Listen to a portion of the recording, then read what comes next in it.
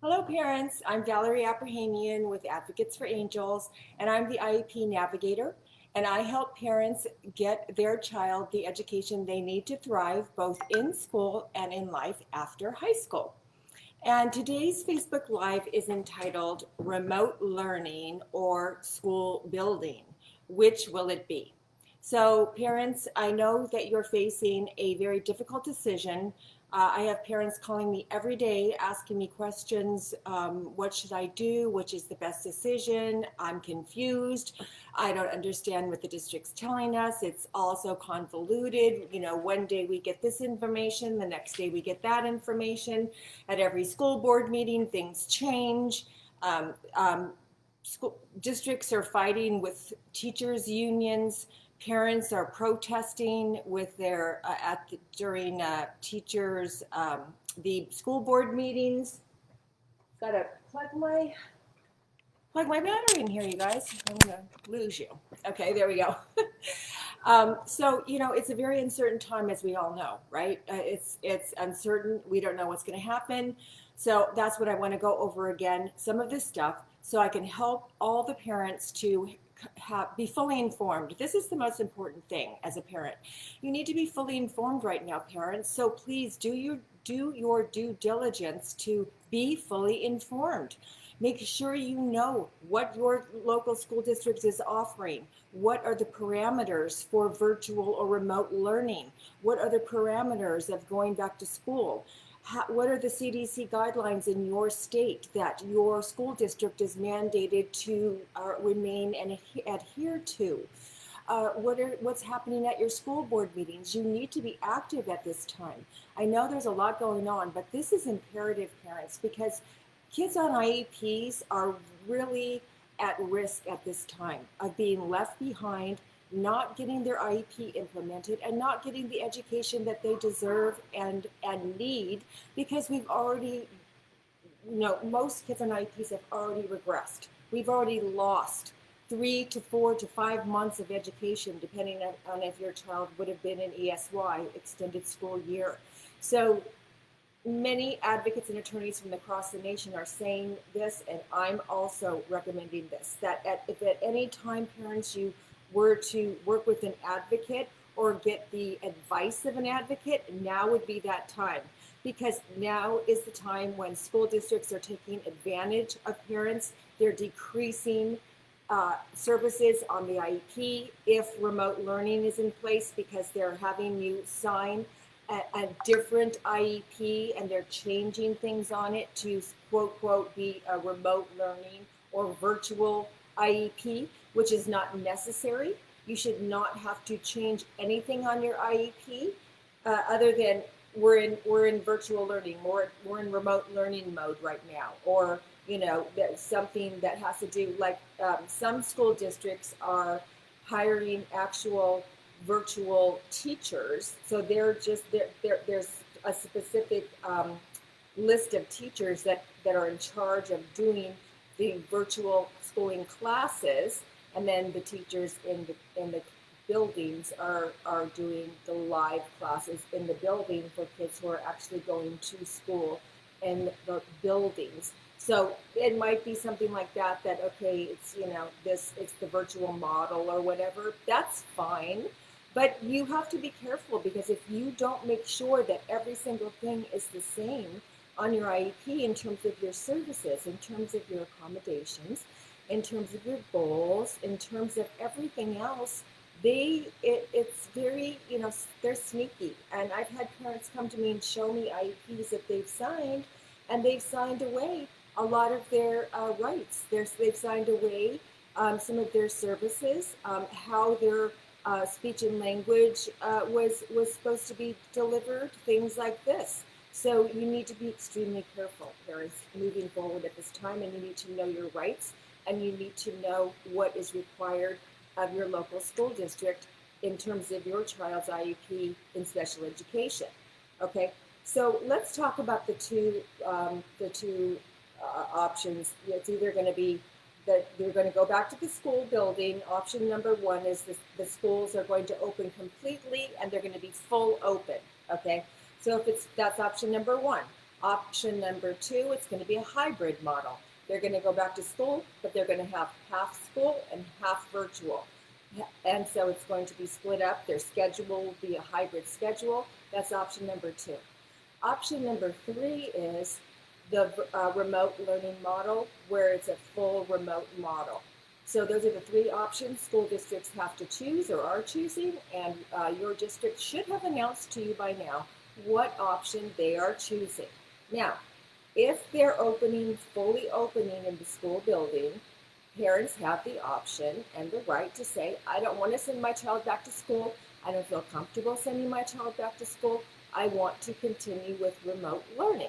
You have that option, parents, you have that right. Now, if you do choose that, though, you want to make sure that your child is still receiving their IEP, okay? So let's just go through, again, the pros and cons of both. Like every day, new developments come up, new decisions are made. So that's why I'm continuing to hold my Wednesday night town hall meetings and my Monday morning Facebook Lives, so I can keep all the parents updated on the latest information and updates. So for remote learning, if you're going to choose that, parents, this is what's come up in some school districts that they've laid out. So I just want, and every school district is different. So that's why I can't say these are the rules, because your school district might be different than their sister neighboring school district right next door. They might be doing something completely different. So I'm just giving all the information that I hear from parents across the nation, from parents in California. I'm in Southern California, and I just kind of lay it out. But it's up to you, parents, to find out what is your particular school district, what are they offering, what are they not offering, and to make sure you know what their parameters are and requirements are for remote learning.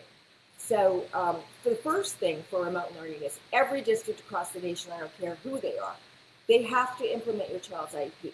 That's a given, because it's federal law. Secretary DeVos did not waive IDEA, parents. Your IEP needs to be implemented in full, exactly how it would have been implemented in the school grounds.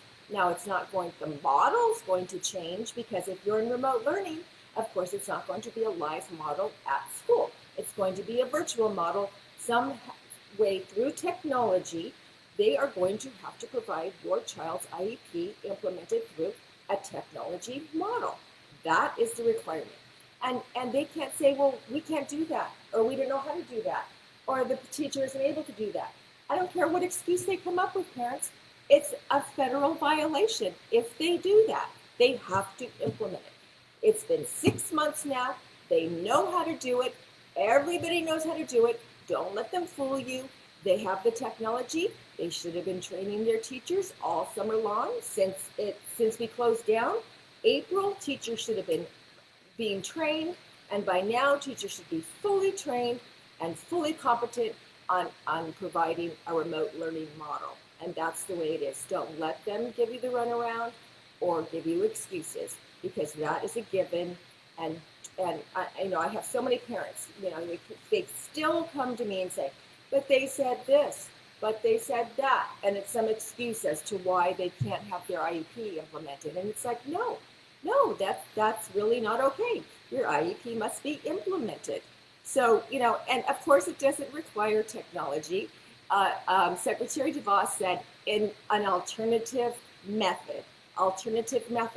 So what other alternative method they can come up with to implement your IEP other than technology, that would be implementation of your IEP, is perfectly fine. So that's what I said. I said it must be implemented, and it must be implemented no matter whatever way they come up with an alternative mode.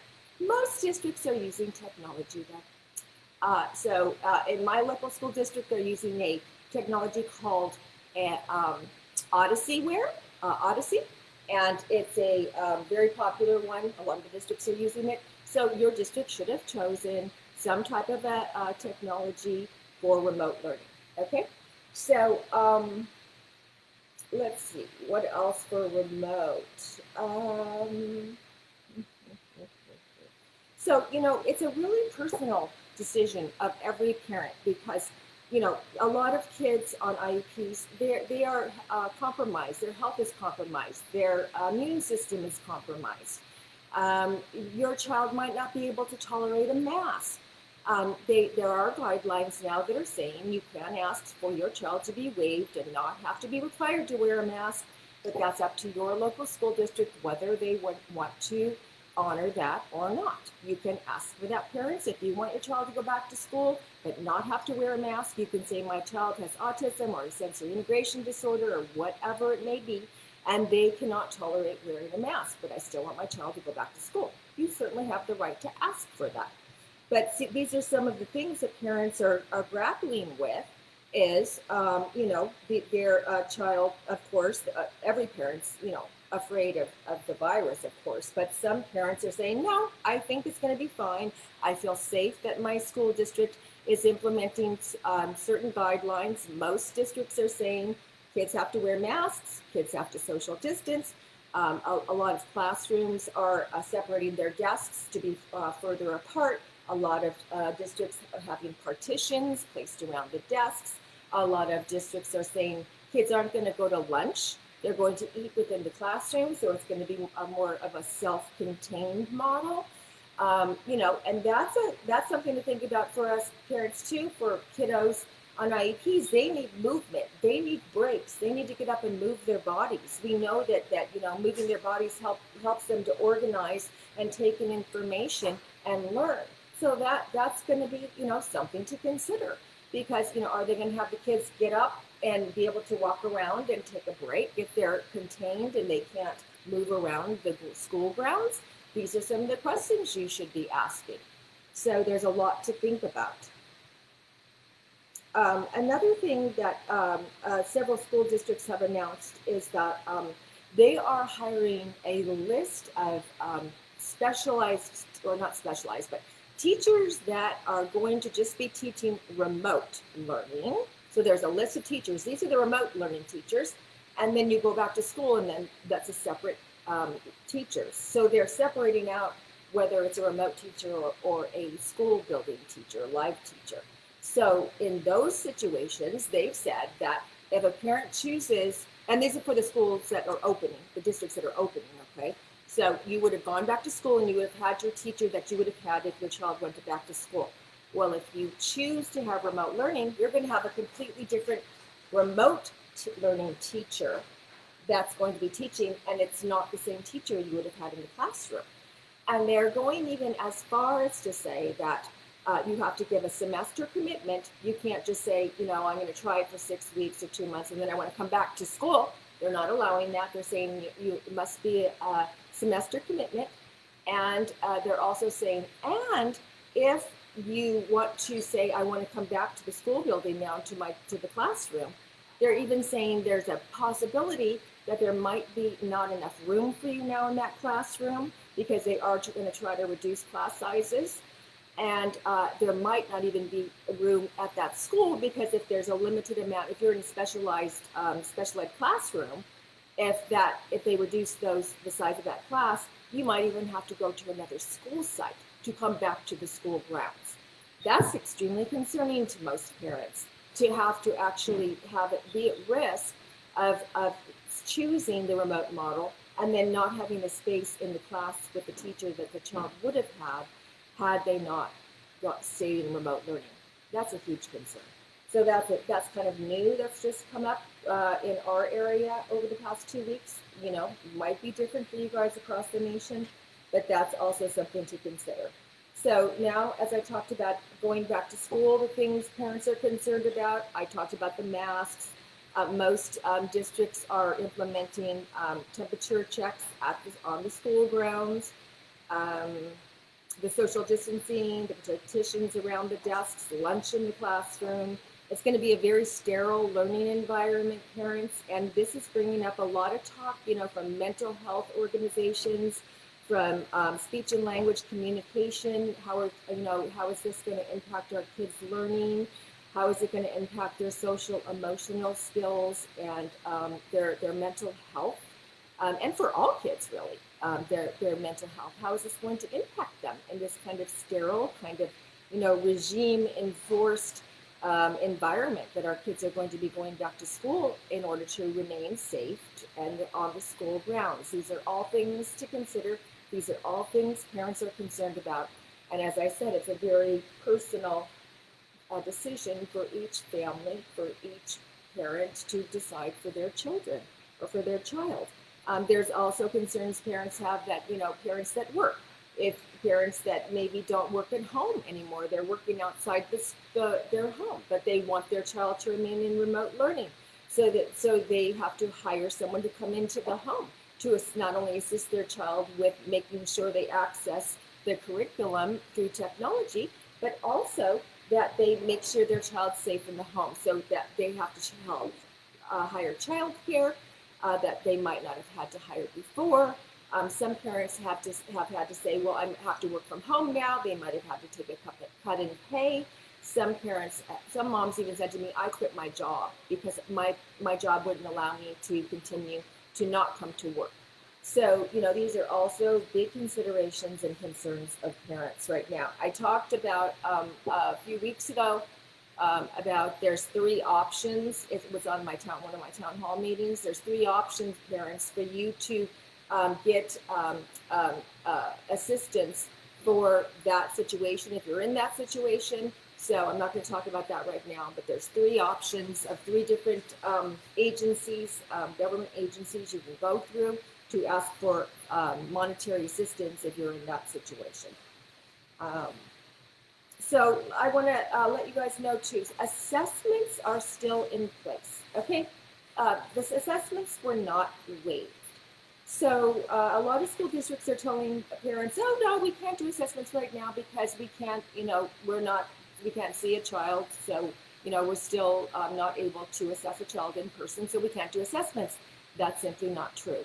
There's a lot of things that can still take place virtually or through technology, but for assessing a child. Many school districts are continuing with assessments and moving forward with very competent assessments. So I want to read you that came out on July 6th from the United States Department of Education regarding assessments. Okay, so what they said was, the department acknowledges that social distancing measures and other limitations during the pandemic may make administering most in-person evaluations impractical and may place limitations on how evaluations and the child assessment are conducted under IDEA Part C.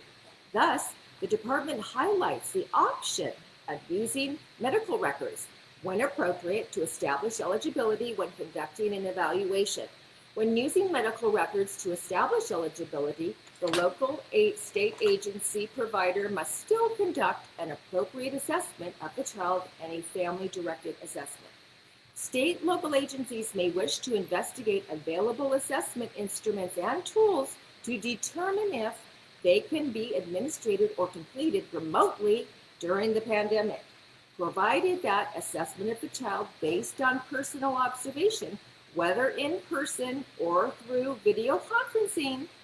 State local agencies may also work with the developers of their current assessment instruments to determine if the instruments can be administered or completed remotely without significantly impacting the validity of the results. So right there, it says, don't let your school district tell you, no, sorry, we're not doing assessments if they're remaining closed, because that's simply not true. They can continue on with assessments, and so assessment timelines are still in place. Okay, now DeVos did say there's flexibility. They can be a little bit late, but that's talking about a little bit late. That's not putting off months and months late. Okay, but right there, this is a new, let's see, what is this? It is Office of Special Education Revitalization Services programs, and then it is just a response. It's a question and answer document in response to inquiries concerning implementation of the Individuals with Disabilities Education Act and evaluation and assessment timelines. Okay, July 6th from the Department of Ed. So just want you guys to have that information. So, I highly recommend parents that you call an IEP now. Call an IEP because you want to make sure that you're on the list to have an IEP meeting as soon as schools reopen. You want to make sure that your child's IEP is implemented with fidelity, that they don't change anything, that you get down what your concerns are from what happened last year. If you want to ask for a academic achievement test in order to get accurate present levels of performance so that you can determine appropriate goals and how much regression occurred from the time that school was closed until the current time now. You want to evaluate how much your child regressed. So if you want to ask for a compensatory education or another form of how they're going to make up for that regression that they didn't implement your child's IEP, you need to have accurate present levels of performance. So there's many things that you want to get done. You want to call an IEP meeting, and they're going to have a big backlist of IEPs that they're going to have to catch up on. So the parent that asks for it now is the parent that's going to be on the list to get it. And as I said, timelines are still in effect. So for whatever your state timeline is to ask for an IEP, California, it's 30 days. That's when you should have your IEP, and it should not be late. Okay? If you have an annual coming up, if you have a triennial coming up, no matter what, it should not be late. Timelines were not waived. Okay? So I absolutely recommend you calling an IEP meeting. If they say we are requiring parents to sign a virtual IEP, make sure you talk to an advocate before you sign that. I don't care what advocate it is. Make sure they're a good advocate, a knowledgeable advocate, an advocate that's been doing this for a long time. But you let an advocate look it over before you sign any IEP right now, because it is very convoluted. It's very difficult what's happening right now, and parents really need assistance right now to make sure your child doesn't regress any more than they already have. So, and that's the reason why I developed the parent membership. It's a monthly membership. It's a very low cost. No other advocate across the nation is offering a monthly membership at this low of a cost, nor could you have consultation, evaluation, or oversight from an advocate at this low of a cost. And I did it because there's so many parents in need right now, so many parents getting taken advantage of because they don't know their rights and they don't know how to have their concerns heard and have things go well and not get taken advantage of. So I put the link in this Facebook Live, but it is advocates4angels, advocates4angels.com/brigade/. So that's the link to the parent membership. It's called the Parent Brigade, and it's to make sure all parents are informed and empowered to be able to step into their power as an equal IEP team participant and to find your voice, parents. Because if at any time that you decided you wanted to learn to advocate, now is the time to do that, parents. In this situation, the ways education is going today, so uncertain. Let's protect our children's rights. Let's protect IDEA, and let's become empowered, informed parents. So thank you guys, and I hope to see you next Monday on my Facebook Live. Please like and share this, and stay well and stay safe. See you guys soon.